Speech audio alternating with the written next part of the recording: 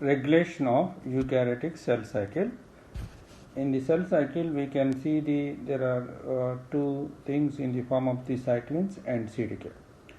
The cyclins may be classified into four types in the form of the G1 cyclins, cyclin Ds, and cyclin G1 cyclins oblique S cyclins. They are known as the cyclin E's, and S cyclins oblique cyclin A's, which are useful in the DNA duplication, and B cyclins, which are controlling the metaphase and the anaphase. And in addition, we can see the CDK4 oblique CDK6 and CDK2 and the CDK1. So like this we can see the cyclins and CDK. In addition to that, B cyclins, CDK, which are formed in the late G2 phase. In this we can see the B cyclin CDK, which are not active immediately. They will be controlled by the two kinases in the form of the V1 and the CDC25. When overexpression of the V1, the cell keeps on into G2 phase and it will be elongated, and when CDC25 overexpressed in the form of the cell division cyclin, and it drives the abruptly into the metaphase because of the cell size is very less. So we can see the Saccharomyces pombe in the region east. We can see these type of the cyclins, how the cell division is controlled in the mitosis, and we can see the B cyclins CDK activation. So whenever the B cyclins or CDK is there, they will form these cyclin CDK won't active immediately. We can see that there are two kinds of the phosphorylations will be takes place.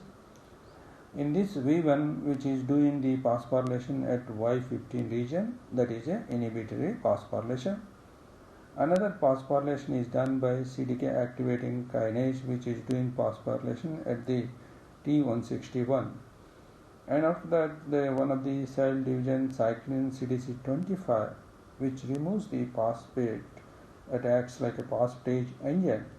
Now the cyclin CDK, which is having active status, and it is doing the kinase activity. So whatever the B cyclin CDK, which is doing highest MPF activity phosphorylation, so whenever the cell is entered into metaphase, we can see in the early metaphase there are three phenomena will be takes place: disassembly of nuclear envelope, second chromosome condensation, third formation of the mitotic spindle.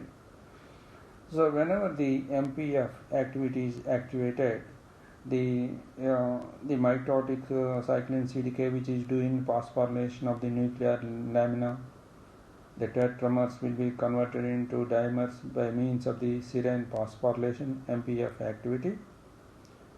And also they are doing the MPF activity, which is doing phosphorylation. The chromosomes will be highly condensed.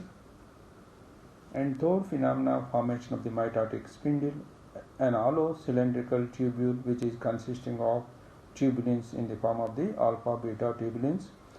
This cylindrical tube consisting of 13 subunits, each subunit consisting of an array of tubulins in the form of alpha beta tubulins. The alpha tubulins continuously in the GTP status, beta tubulins will be converted GTP to GTP status. They will be dimerized and polymerized, and will be formation of the spindle formation will be takes place. So like this we will see the metaphase. In that we can see the chromosomes are arranged in equator and highly condensed. The nuclear membrane is disintegrated. So when the chromosomes are in the metaphase, then the cell need to drive from the metaphase to anaphase. We will see one of the proper spindle formation checkpoint which keeps the cells in the metaphase, not to drive to anaphase. In this, as long as the spindle formation is not completed at all the kinetochore regions or centromere regions, a small peptide is formed from the centromere, that is the MAD2. This MAD2 is doing the inactivation, one of the specificity factor of the anaphase promoting complex, that is the CDC20. We know that APC, anaphase promoting complex, is one of the ligase enzyme in addition to the SCF. We can see whenever it is binded with the CDC20, it is active form, it is doing polyubiquitination of the sequence. As long as spindle formation is not completed, the MAC2 will be inactivates the CDC20. So once the sequence is polyubiquitinated, it will be digested by the proteasomes. Because of that, the separase enzyme is activated and it cleaves the glycine molecules, whatever the chromosomes which are binded with the SMC proteins, structural maintenance of the chromosomes. Then the chromosomes will be divided into two different poles. We know that some of the spindle formation pyrogenous compounds like calcine and vincristine, vinblastine and taxol, these compounds, some extent they will inhibit the spindle formation or spindle depolarization. Because of that, the chromosomes will be arrested and we can control the cancerous pathway. So once APC is activated, the chromosomes will be derived from the metaphase to anaphase. So we can see the anaphase promoting complex, which is having the another specificity factor, that is the CDH1. So this CDH1 which actually doing once it is activated APC with the CDH1, whenever it is phosphorylated status, it is not binding with the anaphase promoting complex. Because of that, APC is inactivated. So one of the phosphatase enzymes, CDC14, which removes the phosphate from the CDH1. So because of that, it will binds, the APC will bind with the CDH1. So once it is in the form of the active form of the anaphase promoting complex with the CDH1, which is doing the polyubiquitination. So particularly this APC, which is doing polyubiquitination of the B-type cyclins, onset of the anaphase, when the cell need to drive from the anaphase to G0 phase to exit from the mitosis, they will be polyubiquitinated at the N-terminal region, which is containing the A9 residue box in the form of the S cyclins as well as the B cyclins. Once they are polyubiquitinated, they will be destroyed by the proteasomes. So in this polyubiquitination, there are three enzymes which are useful in case of the E1, E2, E3. So E1 which is binded with the one of the ubiquitin, and it will be transferring this cysteine class related enzyme called ubiquitin conjugating enzyme E2. The specific E2 determines along the third protein ubiquitin ligase E3, the substrate protein to which ubiquitin chain will be covalently linked. So like this we can see that will be polyubiquitinated in the target cyclins, and the cyclins will be digested. Because of this, that the cell will be exit from the in the form of the mitotic division to G0 phase.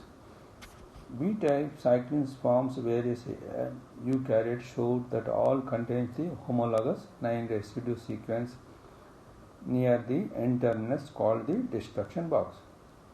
Deletion of this destruction box as a mutant on RNA prevents the polyubiquitination of the B-type cyclins, thus makes them non-degradable ubiquitin ligase that recognizes the mitotic cyclin destruction box is a multi-subunit protein called the anaphase promoting complex.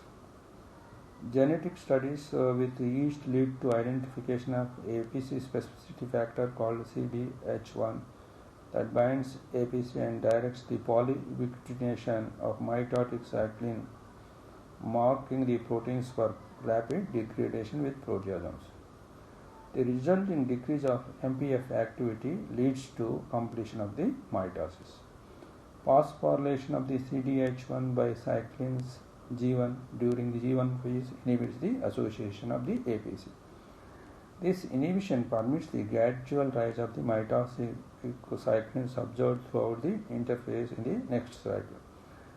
Reassembly of the nuclear membrane and cytokinesis depends upon the unopposed constitutive phosphatase activity. Once MPF is inactivated, late anaphase degradation of the mitotic cyclins, unopposed action of the phosphatases reverses the MPF activity. So overall, we can see the cell cycle consisting of the 4 phases in the form of the G1 phase, S phase, and the M phase. And in the G1 phase, we can see the 4 phenomena will be taking place in the formation of the DNA replication complex and for the origin for the DNA duplication. Number 2, G1 cyclin CDK activates the CDH1 by phosphorylation inactivates, and G1 cyclin CDK activates the expression of the S phase cyclin CDK corresponds. And in the 4th biochemical phenomena which is taking place, G1 cyclin CDK phosphorylates the S phase inhibitor which is the SIC1 protein. In the S phase, whenever the SIC1 protein which is S-cyclin CDK inhibitor which is phosphorylated by the G1 cyclin CDK, the SCF, one of the ligase enzyme which polyubiquitinates the SIC1, then after that the SIC1 which is digested with the proteasome. Then the S phase cyclin CDK which is doing kinase activity of the origin for replication. So because of that, the DNA duplication will be takes place. After that, the cell will be derived from the S phase to M phase. So in case of the M phase, whatever the B cyclin CDK which is formed, and after the phosphorylation of the CDK at 2 sites, and CDC25 which is doing phosphatase activity, after that that is doing the 3 phenomena like nuclear membrane disintegration and chromosomal condensation and formation of the mitotic spindle.